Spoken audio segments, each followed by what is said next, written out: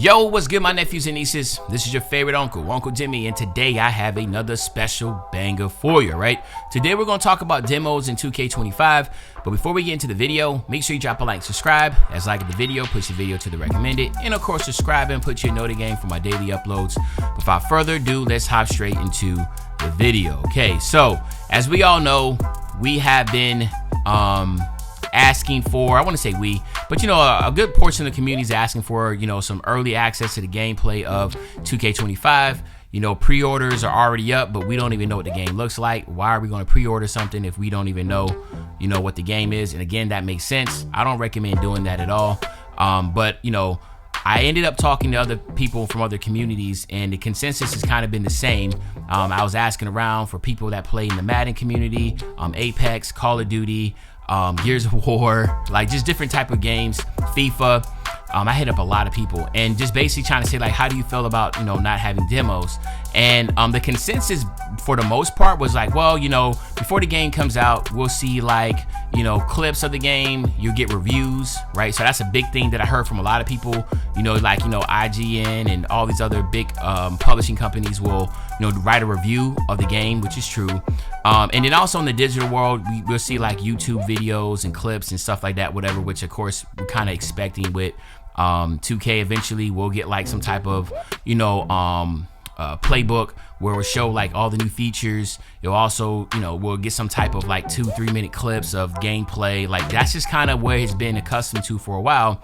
But I wanted to dig deeper, right? And when I say dig deeper, I just started going on the internet, just searching, just Googling like, why aren't there demos anymore? And why are demo, games dying, that type of stuff. And I did come across this article. It is from 2 years ago, but to me, it really hit on some stuff that I really thought made a lot of sense. And I just want to read a couple excerpts from that. And here we go. It says, there are a number of reasons for the decline of demos, some financial, some artistic, but mainly cultural. The sad truth is the era of full-fledged demos like Metal Gear Solid 2 or demos being given away with game magazines. Okay, and if y'all don't listen, game magazines is crazy because like I remember like literally like getting like game magazines and there would be demos in there and you just put them in your PlayStation and play the demo, try them out. Like that was a crazy time. All right, I even remember like Madden, I think it was like Madden 5 or Madden 6, they had a demo in the damn game. You know what I mean? So demos was crazy back in the, the 90s, early 2000s. There were demos everywhere. Cereal boxes. I mean, you could get demos. I mean, there'll be demos just mailed to your house, right? So I do remember that. And it says, and truly behind us, and it will remain that way because the industry has changed so much.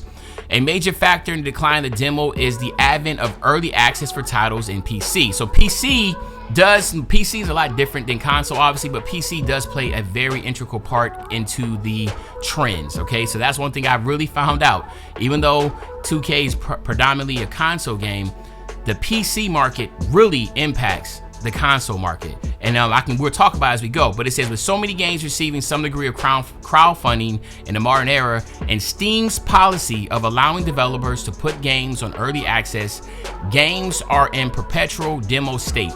And then when I think about perpetual demo state, I really think that is so true because I feel like you get that with 2K, you get that with every game. When they first come out, we get hit with so many patches and it's like we're literally playing the demo right now, right? you get what I'm saying?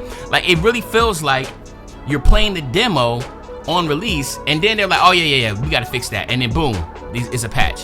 Then we get another patch. I mean, some games you can get 12, 13, 14 patches within an annual year, right?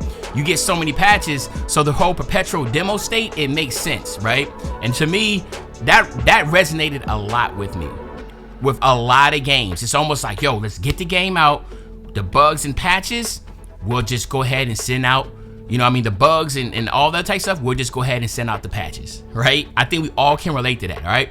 But it says this applies to the likes of indie titles and not the AAA sector, but this is another crucial factor. And it says so many games spend a good chunk of their time in early access, giving audiences a chance to play the game, and it would cost smaller developers more to create a curated demo. That is true, but remember, 2K is a AAA publisher, but that makes a lot of sense. If you're a small indie publishing or developers, you only have about a set amount of funds you can't just literally sit there and create waste all your time and energy and effort with the limited resources of money that you have from either Kickstarter or whatever you have, or the few, investors or whatever type of money you have. You can't waste that money on doing a demo, right? Because you don't have that much money to do. But again, 2K has massive amount of money, so we'll keep on going. It says another factor in the decline of the game demo, games are more graphically advanced now than in the era of brilliant Metal Gear Solid 2 demo, but this has resulted in games being smaller in terms of overall content. The best example of this quirk of modern gaming is 2011's Human Revolution, a game that certainly looks impressive even today, but it has all the depth of a puddle compared to the original 2000 game, right? So a game that was out 11 years prior, they're saying that there's not that much context in it. And it says games theoretically could have the graphics of Crysis and gameplay that is as deep and rewarding as the original, but it would take up an incredible amount of resources and would bring consoles to their knees. Now this I definitely understand, and I definitely agree with, right? There's only so much you can put into a game, but for the most part, publishers have to make a decision of how in depth we want this to go, right? Do we want this to be highly graphics, or do we want this to be more of a mechanical and it can play well, right? Move, in that type of deal. I think a lot of people for the 2K community, we're like, listen, if we had to choose between the two, we just want a good game, basketball game. We don't care about the city and all the extra stuff, all those extra resources you're putting into it. Let's put all those resources into the dribbling mechanics, the shooting mechanics, being able to play cross gens, being able to play against, other consoles, and just other things that to us that might be more important. But again, I'm speaking from my experience. Maybe little Timmy, he likes the city. So again, it's that split down the middle of trying to make everybody happy. But this makes a lot of sense to have, publishers have to make a choice. Now, which side are you going to pick? Because consoles are limited on what they can do, whereas PC has way much more wiggle room, right? And then let's continue. It says there's a reason the likes of Skyrim, Grand Theft Auto, and Fallout do not have game demos. Trying to create a demo for a game that is predicated on open world game design is near impossible. And guess what? 2K is an open world game now, in a sense, right? We have a city that you move around in all the time. It's open world, right? Giving players a taste of Grand Theft Auto, but not letting players drive around, i.e. the main appeal of the game, would be like showing someone a Fast and Furious movie, but only showing one of the talking bits and not the action is known for. Now, this right here, I understand, I understand, and again, now I'm sitting here thinking 2K, yeah, it does have an open world aspect to it, but it ain't like Grand Theft Auto. It ain't like Skyrim, right? It ain't like Fallout. You know what I mean? I mean, so while I'm sitting here, it's not open. It's open, but it ain't open world on those type of levels. But I don't think we would as...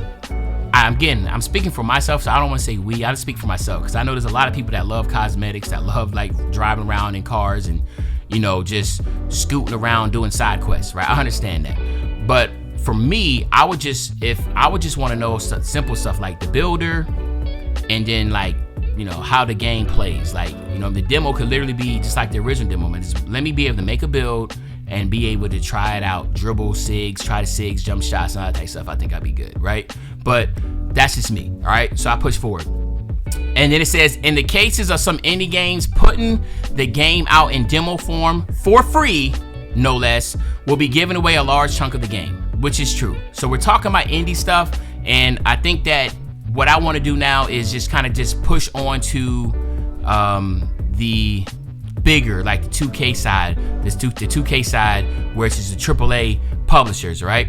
And now it says, at the higher end of game development, however, where developers have the resources and time to put out a demo, the vast majority have declined to produce demos for their games. Why? Because in their case, the reason is more senile. This is where things get dark. The pre-order bonus culture and buying a game for full price at retail is how developers make money, and if a demo is crap, chances are the final game will be too. And when I saw that part, I was like, bruh, That makes a lot of sense. It makes a lot of sense. Now, we don't know the numbers on games that are being pre-ordered, but I know, for instance, like NCAA football, I pre-ordered and not even thinking twice. I saw some highlights, saw some clips. Shoot, look good to me. It's almost like you watch a movie preview and they show all the best stuff in the preview, then you watch the movie and you said it was crap. Well, that's just kind of how we are as gamers now. We watch previews, right? We get a couple, written stuff. We get a couple people review it, and you're like, you know what, man, I'm buying it. I'm pre-ordering, right? Or the pre-order bonus. So it's the bonus behind it. By pre-ordering 2K, you get like certain amount of VC, you get all this, you get all that. So it's like, it gives you the incentive, like, yo, you better pre-order this now, because if you don't, you're gonna risk missing out when the game comes and being behind in a competitive game. You know, like VC and all this other stuff matter, right? XP, 2 times rep, whatever it is, you don't want to miss out on that. And I think that is true for all big publishers. They don't drop the demo, but they hit you with so many different bonuses for buying the game early. Call of Duty does it, Apex, you name it. Every big publishing game does it. They make sure they give you everything, a lot of stuff packaged together for pre-ordering the game to incentivize you to get it, even though we ain't played the game yet. Because, and that's the second part, because if the demo's crap, chances are the final game will be too. Let's just keep it a stack. If there was a demo and it was horrendous, a lot of people will back off, right? A lot of people will back off on that, and those big publishing companies don't want to risk that no more. They put so much time and effort into making a game, they are going to make sure they do this route. And that's why I think the reason why we don't have a demo for 2K25 and we don't have demos anymore, period, is because it's too much of a risk to put in that time and effort into making a demo with the chances of it being bad. Just like we said earlier, it's better just to go ahead, do the little sizzle reels, clips, put out some little stuff for like a couple of publishers, do some reviews, and then put the game out. And then if the game's not receiving well and there's some changes, there's some bugs that need to be fixed, let's just go ahead and throw some patches in there and some updates and keep it moving, because we got most of the majority of people already pre-ordered, right? So that's kind of how I'm looking at it. There is more to this article, but I just felt like that was one of the key points I really wanted to talk to. Again, most of the other articles talking about just like backlashes and stuff like that, but we don't really need to get in that, because we as a community, a 2K community, there has been backlashes to that. So with that being said, let me know in the comment section what y'all think. Did this kind of open up your eyes and ears a little bit about why there's not demos, especially for 2K?